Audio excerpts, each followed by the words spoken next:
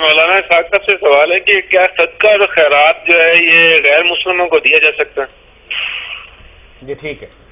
صدقہ کا لفظ میرے بھائی نا بہت وسیع معنوں میں آتا ہے. جو بھی اللہ کے راستے میں خرچ کیا جائے وہ صدقہ ہی ہے. اب اس میں سے فرض صدقے بھی ہیں، زکوٰۃ ہے، عشر ہے، صدقہ فطر ہے، اور کئی صدقے ایسے ہیں جو نفلی ہیں، جو ہر وقت ہم شوق سے اللہ کی راہ میں دیتے رہتے ہیں. تو نفلی صدقات تو آپ عیسائیوں کو دیں، ہندوؤں کو دیں، اللہ کی مخلوق ہیں، سب کی مدد کریں، نیکی نیکی ہے، اس میں رکاوٹ نہیں.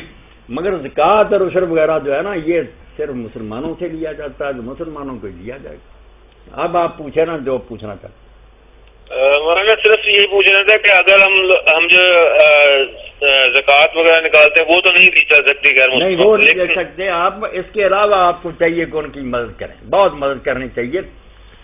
ایک شکل ہو سکتی ہے کہ آپ ان میں سے بھی کسی کو زکوٰۃ کا دے دیں، والمؤلفۃ قلوبہم، اس کے بارے میں پتہ چلے کہ اگر اس کی مدد کریں تو یہ اسلام کی طرف راغب ہو جائے گا، اسلام میں داخل ہو جائے گا، کر سکتے ہیں.